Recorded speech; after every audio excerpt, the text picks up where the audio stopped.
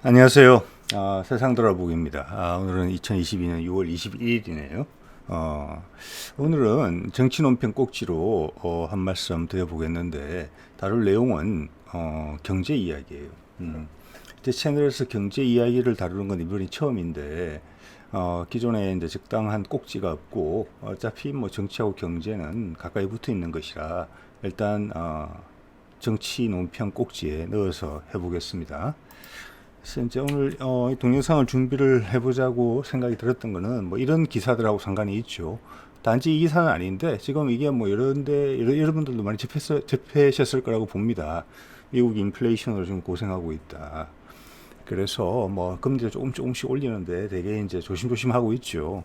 그러면서 이제 트럼프 시절에 중국 이제 수입품에 대해서 매기던 관세를 인하하기로 했다. 이제 뭐 그런 걸로 보여요. 사실 이제 중국과 미국은 서로 패권 경쟁 중인데 공이 인정하듯이 여기서 이런 모습을 보이는 거는 아무리 이제 이게 뭐 관세 인하의 효과가 크지 않다 하더라도 심리적인 부분이 상당히 크거든요. 미국 사람들한테 긴장을 완화한다는 면에서. 그래서 미국의 지금 상황이 인플레이션 상황이 뭐 8% 정도로 해서 여기 제가 표시해 놓은 것처럼 40년 만에 최악의 인플레이션이라고 하는데 그만큼 위기의식이 크다. 일단 뭐 내부부터 살리고 봐야지 외부의 경쟁이 있는 것이다. 이런 절박함까지 느껴지는 상황이기 때문에 이것이 이제 세계 지금 패권국으로서의 내부에 큰 문제가 발생한 것이거든요. 이것이 어떻게 될지는 몰라요. 그래서 거기 여파 그리고 우리 한반도의 현안하고 상관이 있는 부분에 대해서 한번 이야기를 해보려고 해요. 자, 이거는 제가 대문사전으로 썼던 건데 이게 독일이었던 것 같아요. 과거 인플레이션이 극심했을 때 1차 세계대전 끝나고 그때 이게 영화관으로 제가 기억이 나는데 이 사진 설명을 기억해 보면 그래서 이제 돈을 안 받는 거죠. 뭐 1시간마다 돈의 가치가 떨어지니까. 그래서 물물 교환으로 영화를 보던 그런 장면입니다. 예. 자, 그리고 전체적인 흐름을 우리가 좀 이해할 필요가 있을 것 같아요. 이게 이제 쉽지는 않은데 뭐 가장 쉬운 표현으로 해보겠습니다. 현재 세계 패권국이 미국이다. 군사적으로도 패권국이고 문화적으로도 패권국이었죠. 문화적인 부분은 많이 약해졌지만 경제적으로도 패권국이었고 그럼 경제적으로 어떻게 패권국이 되었는지 그거를 지금 한 장에 요약해 보려고 제가 시도를 한 겁니다. 잠깐 설명을 드리면 2차 세계대전이 끝나고 그 전까지만 해도 세계를 주도하는 곳은 유럽이었죠. 이 미국으로 넘어가게 됩니다. 그러면서 브레튼 우드 협정이라는 걸 맺어요. 유럽하고 미국하고. 이게 뭐냐면은 당시에 워낙 인플레이션 같은 걸 경험을 많이 해봤기 때문에 세계 화폐의 기준은 금이었어요. 금. 그래서 근데 금을 실제 사용하기가 불편하니까 그걸 화폐로 환산해서 썼던 거예요. 종이 화폐로. 그래서 금 예를 들어서 우리말로 하자면 금 1g에 예를 들어서 뭐 5만 원 이렇게 하기로 하자 약속을 한 거예요. 근데 미국이 패권국이 됐고 다른 나라들이 불안정하잖아요. 그래서 금 1g에 미국 달러 10달러 이렇게 딱 약속을 한 거예요. 그 다음부터 달러 대비 달러가 그렇게 가정이 이제 가치가 고정이 된 거죠. 그런 식으로 금과 함께.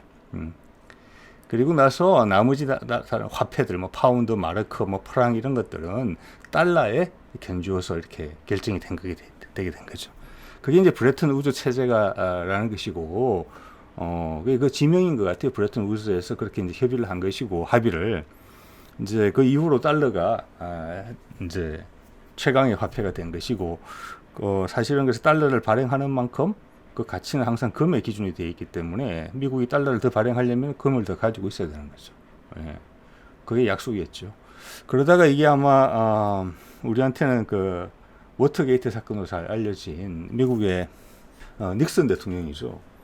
그때 이제 유럽 나라들 의심을 하게 됩니다. 미국이 실제 가진 금 보유량보다는 달러를 너무 많이 찍어내는 것 같다. 그래서 그때 이제 미국이 어떻게 보면 들킨 셈인데, 그래서 결국은 이제 금하고 달러와의 관계를 끊어버리죠. 그래서 그렇게 해버린 거고 미국이 한참 힘이 있던 시절이라 그대로 가게 된 겁니다. 그래서 달러는 찍어내는 만큼 미국이 찍어낼 수 있는 거죠. 연방준비위원회가 그런 돈으로 된 것이죠. 그게 브레튼 우드 체제입니다. 그래 된 것이고 지금은 이제 금하고 서로 이제 호환이 안 된다는 부분 이런 게 있는 것이고. 자, 그 다음 이제 미국이라는 경제 체제에 편입이 되면서 미국은 달러를 마음껏 찍어낼 수 있게 됐고, 그 달러의 힘으로 다른 경제들을 살릴 수도 있고 죽일 수도 있고 이렇게 된 겁니다. 그래서 2차 세계대전 끝나고 나서는 일본이 이제 저렴하고 신뢰성 있는 상품들 생산해서 쉽게 이야기할게요. 미국의 마트에 넣기 시작합니다. 그때는 일본 제품들이 전부 다 마트에 있었어요. 그러다가 일본 경제가 자꾸 커지는 겁니다. 자꾸 커지고 그러니까 어느 정도 선까지는 봐줬어요, 미국이. 그런데 어느 정도 선을 넘으니까 미국 자국 내 산업에 데미지를 심하게 주기 시작하죠. 너무 큰 거죠. 그때 이제 플라자 합의라는 걸 해서 일본을 불러서 일본 엔화의 환율을 절상하라고 요구를 합니다. 아니, 뭐 그냥 지시한 거죠. 예. 그래서 그게 80년대쯤 그랬을 거예요, 아마. 그래서 어느 하루 갑자기 모든 일본 상품의 값어치가 올라간 거죠. 그래서 그때 일본의 20년, 잃어버린 20년, 30년이 그때부터 시작되게 된 겁니다. 예. 그러면 미국 마트에 계속 저렴하게 제품을 넣어주는 나라는 필요한 거예요. 그게 미국 물가 안정에도 도움이 되니까, 경제적으로. 그 자리를 우리 한국이 대체했다고 보시면 돼요. 한국 좀 있어서 동남아 국가들이. 그러면 또 일본하고 똑같은 이제 그걸 밟는 겁니다. 예. 일본은 그 정도 선에서 묶어놓고, 유럽과 비슷하게. 한국과 동남아가 성장을 합니다. 그러다가 살이 통통하게 오르니까 이제 금융위기가 왔죠, 이번에는. 예. 결과는 같습니다. 자본이 통통하게 살찌우는 그 혜택을 쭉 뽑아가고, 특히 우리나라는 과거 일본처럼 이제 중진국에서 상위 그룹, 선진국으로 들어가는 그런 단계로 넘어가기 때문에 더 이상 이제 가격 경쟁력, 그 마트에 넣을 수 있는 제품을 만들지는 못하게 돼요. 그래서 우리 기업들도 해외 진출을 하게 되죠. 좀 저렴한 노동력을 가진 곳으로. 일본은 이미 그랬고, 이제 우리도 그런 이제 방향을 쫓아가는 거예요. 그러면서 우리가 미국 마트를 차지했던 그 부분을 이번에 중국이 가져가게 되는 겁니다. 예. 그래서 중국도 이제 그런 식으로 성장을 했죠. 예. 뭐 단지 미국에만 도움이 되는 내용이 아니라 양쪽이 다 도움이 되는 거예요. 근데 상한선은 있었던 것이죠. 예. 미국을 해치지 않는 범위 내에서 서로 양쪽의 성장이 도모될 수 있는 그 한도까지, 그 결정은, 판단은 누가 내렸느냐? 지금까지 봐서는 미국이 내렸다고 봐지는 것이죠. 예. 미국의 자본가들이. 예. 자, 그런데 중국은 좀 달랐죠. 중국이 덩치가 커져서 이제는 좀 부담스럽다. 그래서 언론에 많이 당연히 보도는 안 됐지만 제가 보기에 가장 핵심적인 사안은 미국이 요구한 거죠, 중국에. 여러분 기사에서 제목 몇 번 보신 적 있을 거예요. 위안화 절상하라고. 플라자 합의랑 똑같은 거죠. 중국도 너희도 많이 컸으니까 바통을 딴 데로 넘기고 너희들은 좀 저성장 체제로 가라. 예. 그리고 그 꼭대기에는 미국이 있는 거죠. 그 체제에 확실히 편입해서 들어와라. 거기서 만족해라. 예? 2등으로. 그리고 그 3등 자리는 다른 데를 찾아보자. 이게 미국의 제안이었고, 그 제안이 위안화 절상으로 나타난 것인데 중국이 일본, 한국, 동남아와 다르게 그 제안을 안 받아들인 거죠. 예. 그렇죠. 나는 그렇게 되기 싫다. 나는 자존심이 있고 앞나라들이 앞에 그렇게 했던 나라들이 다 피해를 봤다. 우리는 그런 나라가 아니다. 우리는 우리 갈 길을 간다. 이렇게 선언을 했고, 그것이 곧 미국에서는 패권 도전으로 받아들이게 된 것이고, 미국이 중국을 타격하기 시작하는 겁니다. 예. 이게 경제체제의 구조예요. 현재 그런 상황이 있는 거예요, 지금. 그래서 중국과 미국은 지금 팽팽한 힘교류를 하고 있는 것이고, 누가 하나 발을 크게 삐끗하면 상대방이 쉽게 올라설 수 있는 그런 긴장감이 있는 그런 상황이에요. 독보적인 1위가 아니죠. 미국이 당연히 1위지만. 예, 그걸 참고하셔야 될 것 같아요. 그래서 중국이 왜 그랬느냐를 참 짐작해 볼 수 있는 거는, 이게 옛날 IMS라고 이제 기업에 다니시는 분들에게 어디 보신 분들이 있을 거예요. 전 세계 이제 각 비즈니스 분야별로 돈 받고 보고서 만들어 주는 데입니다. 예, 이런 건데, 여기 보시면 이 영어라서 좀 죄송한데 그러니까 0년에서 2007년까지의 데이터예요. 여기 보면 인도하고 중국이 거의 유럽에서 산업혁명이 일어나기 전까지만 해도 그 두 나라가 전 세계 GDP의 50% 이상을 차지하고 있었다는 거예요. 역사적으로 경제 중심지가 저기였다는 거예요.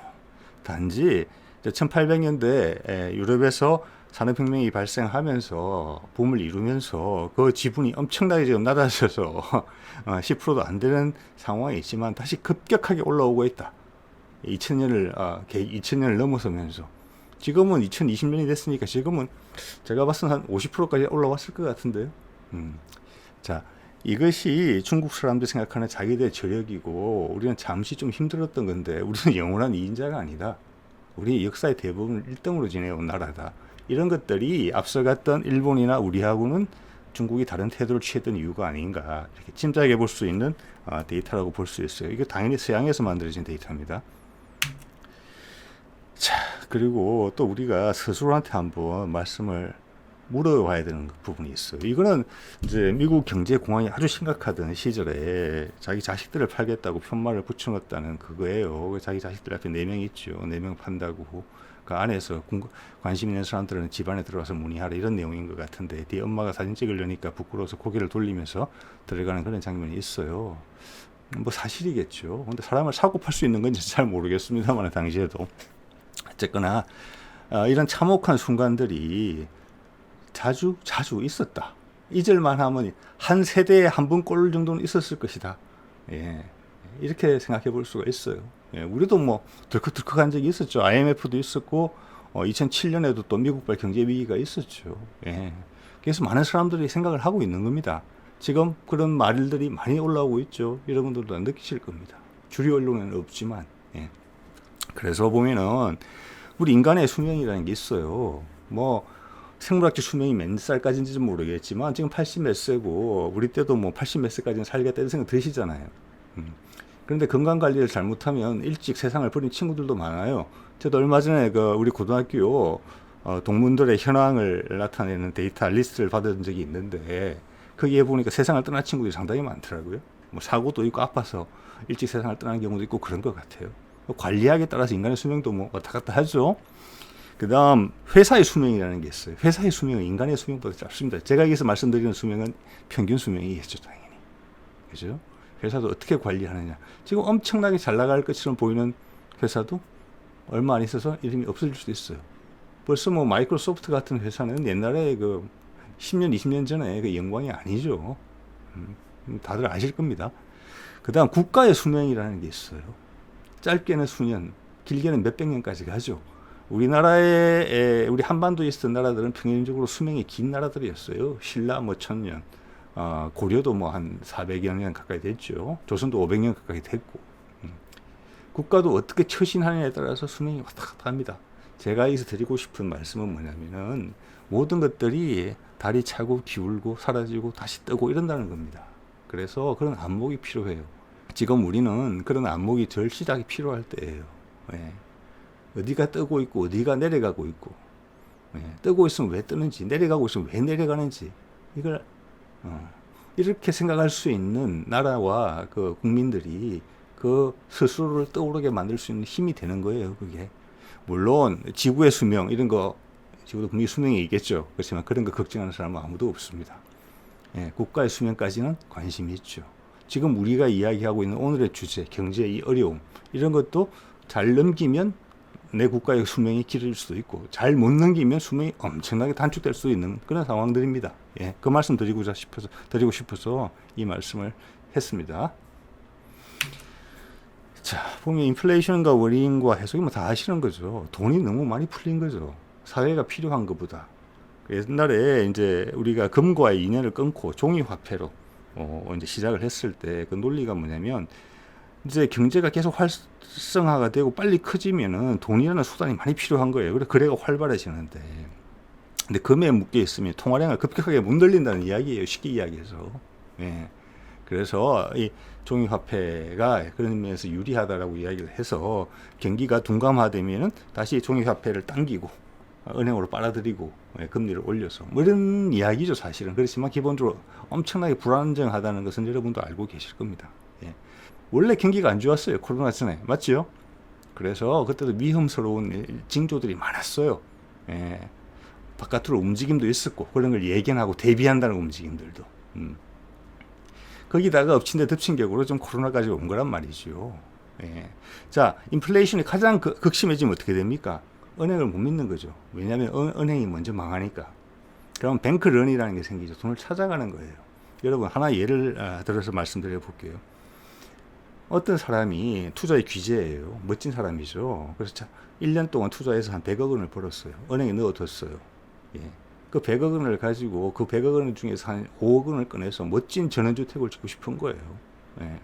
그래서 집 짓는 분들을 모셨다가 뭐 일당이 있겠죠. 예를 들어서 뭐 몇십만 원 단위로 집을 지을 수가 있었어요. 그런데 그 사람이 돈 100억을 다 꺼내서 자기 전 재산을 다 꺼내서 여러 개의 집을 짓겠다고 해보세요. 동시에. 그럼 사람들이 부족해지겠죠. 집을 잘 짓는 분들은. 그럼 값이 올라가는 거예요. 뱅크런이라는 게 그래서 무서운 겁니다. 여러분 은행의 잔고에 쌓여있는 그 돈들이 전부 다 시장으로 나온다고 생각해 보세요. 엄청난 물가 폭등이 발생하는 겁니다. 이 물가는 지금 돌아다니고 있는 돈에 의해서 결정이 되는 거예요. 예. 여러분이 숫자로만 찍혀있는 그거를 현금화 시켜서 모든 사람이 동시에 무슨 이유에선가 그 돈을 다 쏟아부어서 현물 자산으로 바꾸려고 그러는데 인플레이션이 심하니까 땅을 사야 되겠다. 한 걸음 더 나가서 이 나라가 망할지도 모르겠다. 그럼 땅만 가지고 안 되는 거죠. 나라가 없어지면 땅에 대한 소유권이 무슨 문제예요? 북한에서 넘어오신 분들 북한 땅 소유권 인정됩니까? 안 되죠. 그러면 뭘로 바꿉니까? 예. 금이나 은을 바꿔야 되는 거잖아요. 예. 그러면 금과 은의 값이 폭등하겠죠. 그게 인플레이션이 위험하다는 겁니다. 어느 순간을 넘기면 그렇게 움직이게 돼 있어요. 그건 엄청나게 위험한 겁니다. 예. 뭐 꿈에서도 꾸기 싫은 일이죠. 예.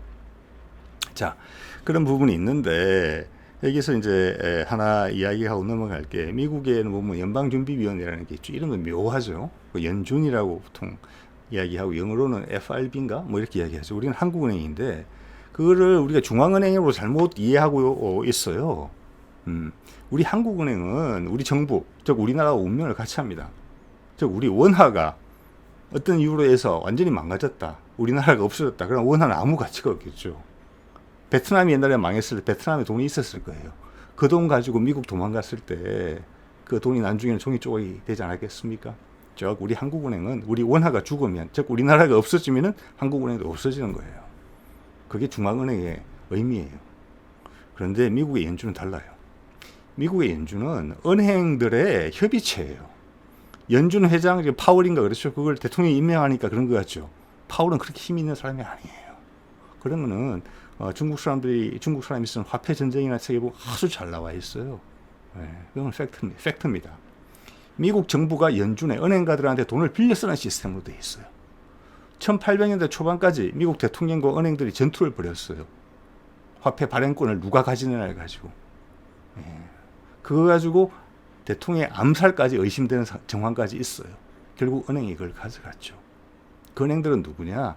유럽에서 신대륙의 희망을 느끼고 돈을 가지고 넘어온 세력들이라는 것이 많은 사람들의 생각이죠. 네. 많은 음모론의 근거가 되기도 하는데 상당 부분은 사실이에요. 그렇기 때문에 미국에 있는 돈은 미국 정부가 마음에 안 들고 미국이 망할 것 같으면 미국을 버리고 떠날 수 있는 돈이에요. 이게 가장 큰 차이점입니다. 현재 미국 행정부, 현재 돈 관리를 책임지는 미국 행정부를 엄청나게 더 두렵게 만드는 이유죠. 얘들은 나랑 같이 죽을 때까지 가는 게 아니에요. 내가 잘 못하면 어느 순간에 내가 안 되겠다 싶으면 도망을 간다는 거예요. 자기들의 자본의 가치를 최대한 지킬 수 있는 선에서. 그래서 현재 상태는 그런 거대한 자본과 미국과의 어떤 합의에 의해서 그 상태가 유지되고 있다 이렇게 보셔야 될 것 같고, 미국이 어느 정도 나쁘더라도 세계 최고의 패권국이고 어느 정도 자유로운 움직임이 가능하기 때문에 미국 외에 다른 장소를 물색하기가 지금 대안이 별로 없죠. 예. 그렇지만 인플레이션이 너무 심해져서 나라의 경제가 치명적인 타격을 볼 정도가 되면 생각은 달라질 수 있겠죠. 근데 이거는 그 자본도 그렇고 미국 행정부도 그렇고 상상하기조차 싫은 그런 상황일 거예요. 그래서 우리하고 좀 다르다 그런 부분에서.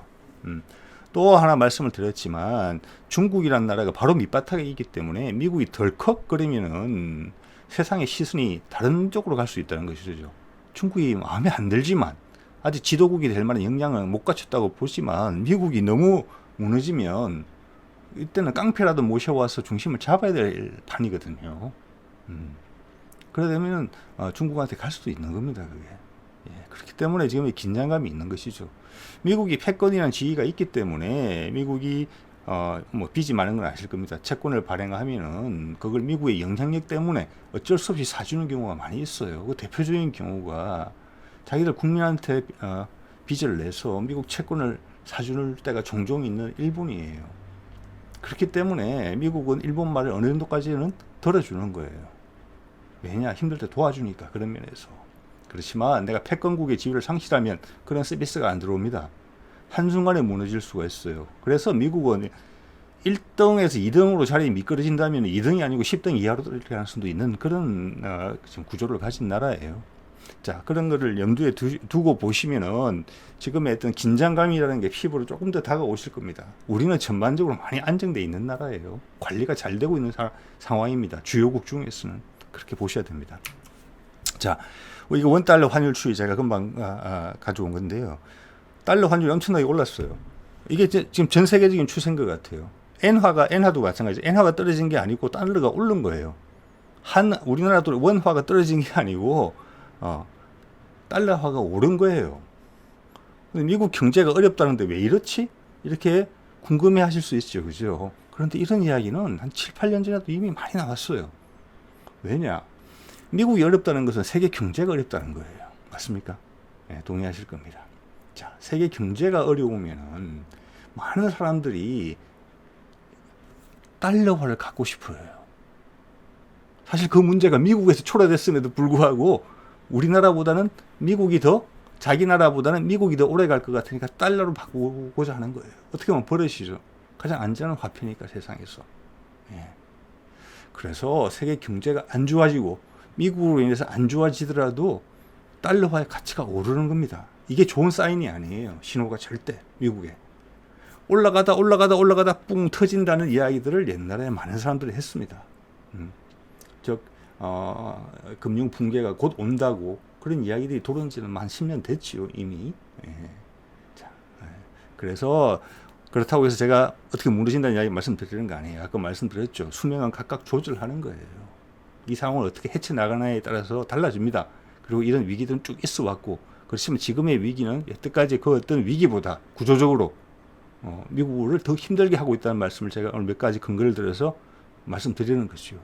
자, 이런 말씀 드릴 수 있겠고, 그리고 여러 사람도 이런 이야기를 했다는 말씀을 드렸는데 경제가 불안하다. 그때 우리 정치에 대한 희망도 없었을 때예요. 박근혜 시절에 했던 걸로 기억이 돼요. 이 사람이 누구냐? 기억나시죠? 드루킹이에요. 드루킹. 드루킹에 대한 자료를 동아일보에서 제가 발췌를 한 건데 여기 보면은 이 사람이 그때 이끌던 모임의 이름이 경공모거든요. 잘 보세요. 경공모가 뭐의 약자인지. 경제적 공진화의 모임이에요. 그리고 이 사람이 더 구체적인 이야기는 안 하겠습니다. 저거 보면은 경제적으로 지금과는 전혀 다른 판이 짜여진다. 세상이 휘가닥 바뀐다. 이런 거예요. 그렇기 때문에 우리는 새로운 방식의 우리끼리 힘을 모아서 새로운 경제 공동체를 꾸려 나가자. 이게 모임의 핵심이에요, 사실은. 그 나머지는 곁다리고. 많은 수만 명의 사람들이 여기에 얘기를 추종했어요. 이 말에 공감을 했다는 거예요. 이 사람 말고 이와 유사한 역할을 시도했던 그런 모임들이 제가 알기로도 몇 개 더 있었어요. 더 많을 거예요, 사실은. 예. 저는 잠깐 살펴본 정도였지만 거기서 발을 담그시는 분들은 이런 주장하는 사람들이 자, 우리 민족의 특성하고 상관이 있어요. 세상이 힘들어지니까 우리 스스로 살 길을 찾겠다 이겁니다. 경제적으로. 자, 그런 이야기들이 있었고 여기서 이제 달러와 같이 이런 이야기들은 우리나라도 그렇고 미국이나 서구의 사람들도 비슷한 생각을 했었어요. 네, 달러와 가치가 지금 비이상적으로 오르는 부분에 대해서 그게 그만큼 위험의 신호일 수 있다라는 것이죠. 네. 그리고 이걸 한번 볼게요. 한국일보 기사인데 2018년에 나왔는데 이런 기사 데이터 정확한 데이터가 없어요. 이런 게 껄끄러운 부분이라는 거예요. 뭐냐? 전 세계 상위 1%가 차지하고 있는 전 세계의 부가 50%가 넘는다는 이야기를 하는 거예요, 지금. 네, 그죠? 그러면 전 세계에서 미국의 경제력이 차지하는 부가 예를 들어서 3, 40%다. 그러면 이 50% 중에서의 또 전 세계, 미국의 1%가 전 세계의 약 30%, 20, 30% 이상을 가지고 있을 수도 있어요. 1%가 얼마를 가지고 있느냐, 이거를 비교한 데이터는 있어요. 자, 그거는 미국보다 더 높은 나라들도 있기 때문에 그래요. 독재 국가 같은 경우는 그렇거든요. 예. 그런데 이걸 5%까지 정도 내리죠. 상위 5% 정도까지 내리면 아마 미국이 단연코 1등일 겁니다. 그렇지만 그런 데이터는 찾을 수가 없어요. 예. 자, 여기서 드리는 말씀은 그만큼 편중이 심하다는 겁니다. 부의 편중이. 예. 1%는 특수계층이죠. 5%면 상위층이라고 봐야 되겠죠. 예. 그 데이터는 찾기 어렵다. 그만큼 남한테 보여주기가 껄끄럽다. 이렇게 해석이 돼요. 자, 이것 때문에 그만큼 힘든 겁니다. 미국이 더. 예. 금리를 올려도 힘들고, 금리를 올리면은 돈이 안 그래도 그렇게 나아진 게 없는, 여기 보면 하위 50%가 차지하는 경제 비율은 1%밖에 안 돼요. 미국은 이게 더 심화되어 있다고 봐야 돼요. 금리를 올리면 이 사람들이 죽어나가는 겁니다. 그때는 사람 목숨의 숫자가 중요한 거예요. 자본이 중요한 게 아니고. 그렇지만 미국은 이를 세련되게 처리하고 싶죠. 자본이 인간보다 중요해도 사람들이 크게 불평하지 않는 선에서 이 문제를 해결해야 돼요. 그게 미국이 잘하는 부분이에요. 네. 끊을 때 끊을 줄 아는 거. 어느 선을 넘으면 안 된다는 걸 아는 거. 그리고 어느 선을 넘게 되면은 바로 굴복하는 거. 그 대세에 따라가 주는 거. 이게 미국이 잘하는 부분이에요. 예. 자, 그러면 자본이 인간보다 소중하게 처신을 해도 문제가 없는 선에서 이걸 해결하려고 할 거예요. 자, 그러면 어떻게 해결해야 되느냐? 인플레이션 문제를. 여러 가능성 중에 하나죠. 뭐 이런 이야기를 통해서 늘 드리는 말씀이지만 여러분들이 세상에 중요한 일이 지나가는 것을 볼 때, 이게 중요한 거구나. 이것 때문에 이렇게 하는구나. 이렇게 할 수도 있는데 또 저렇게 했네. 또 새로운 길이 열리네. 자, 이런 느낌을 가지시는 게 제 이야기의 목적이죠, 늘. 자, 뭐, 인플레이션 해소하는 방법. 가장 쉽죠. 금리 인상 지금 하려고 하죠. 지금 미국은 좀 더 어려운 부분이 있죠. 금리 인상을 한다는 것은 은행하고 실물이 싸움을 하는 거예요. 어떻게 보면은. 자, 금리 돈 더 줄 테니까, 이자율을 더 줄 테니까 은행에 넣어라. 바깥 가지고 있지 말고. 난 싫어. 나는 금하고 은을 살 거야. 부동산 살 거야. 또는 나는 암호화폐 살 거야. 그거 경쟁이죠. 네. 어느 고비를 넘어가게 되면은 실물의 힘이 실리기를 시작하면은 여러분 그렇죠? 천칭 저울 생각해 보세요. 마지막 0.01g이 딱 더 무거워지면 팍 기울어집니다. 이쪽으로. 네. 그걸 잘 알고 있을 거예요. 자, 그래서 저거는 지금 워낙 경기도 안 좋은데 경기가 화랑새를 타서 물가가 같이 오르는 건 가장 정상적이에요. 지금은 거기에 정반대 상황이죠. 네. 엄청나게 위험한 상황이라는 것은 분명합니다. 네. 자, 그리고 내가 조금만 실수하면은 세상의 기운이 미국 가나? 지금 중국이라는 대안도 옛날보다 훨씬 부상돼 있는데 중국하고 러시아하고 손잡고 저리 가나? 야, 잘못한 유럽이 손절하겠다? 딴 데 저쪽으로 붙으면서 이런 생각을 할 수 있기 때문에 미국이 위험한 겁니다. 예.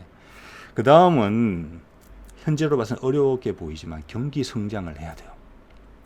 돈이 더 쓰임새가 많게 만들어주면 되는 거예요. 아까 말씀드렸죠. 종이 화폐가 금이나 은보다 나은 게 경기가 화랑돼 화폐를 빨리 투입할 수 있어요. 화폐 유동량을 빨리 늘릴 수 있다는 부분이 있거든요. 그렇게 하면 돼요. 경기 성장을 이렇게 하면 돼요. 근데 미국에서 갑작스럽게 경기 성장이 되겠습니까? 공급망 유연화한다고 했죠. 그래서 전 세계가 중국이 기대는 바가 너무 크죠. 그래서 다른 나라에서 그런 중국이 만들지 않고 다른 나라에서 만들면 살짝 값이 비싸더라도 미국이 사줄게. 이게 공급망 다변화예요. 유연화예요. Supply Chain Resilience라는 거. 그런데 그것도 물가에는 안 좋은 거죠. 네. 그래서 기본적으로는 경기가 성장이 돼야 된다는 부분이 큰 거예요. 새로운 세계적 투자처가 발굴이 돼야 돼요. 그리고 중국을 제끼고 중국보다 더 저렴한 가격에 저 고품질로 물건을 만들어줄 수 있는 나라가 필요해요. 이제도. 근데 중국이 이걸 탁 틀어막고 그 자리를 안 비켜준 거란 말이에요. 지금. 네. 저는 그런 면에서 지금 바이든이 생각하고 있을 것으로 보이는 한반도 종전선언, 북한의 개발, 그리고 러시아하고 유라시아하고 연결되는 그 부분, 그리고 투자 분위기 일으키는 거, 거기다가 평화 메시지까지 같이 사람들이 침울해져 있잖아요. 지금 엄청나게 기운이 없어요. 희망도 없고. 거기에 바람을 불어 넣어주는 거. 그러면 공급망 유연화 부분도 자동으로 해결돼요. 더 저렴하게 생산해 주는 데가 있으니까 굳이 딴 데서 더 비싸게 주고 살 필요가 없는 거죠. 왜냐하면 그건 중국을 피하기 위해서 그랬던 건데 벌써 중국에 매겼던 관세를 빼겠다고 이야기하잖아요. 미국이 그만큼 급하다는 겁니다. 예. 자, 이건 뭐 결론 내기는 그렇고 다음에 기회가 되면은 또 유사한 사안이 발생을 하면 또 말씀드리기로 하고 오늘은 개괄적으로 현재 세계 경제가 처해 있는 상황 그 중심에는 미국이 있었죠. 미국이 뭐 한 70년간 주도해 왔던 거니까. 예. 거기에서 지금 봉착한 문제 잘 해결될 수도 있고 예전에 위기를 넘어왔던 것처럼 또는 또 다른 방향으로 방향을 틀 수도 있고 뭐 여러 상황이 가능하죠. 자, 그래서 그 사안을 바라보는 주요 요점 들에 대해서 개괄적으로 한번 이야기를 해봤습니다. 자, 오늘은 여기까지 하도록 하겠습니다. 네.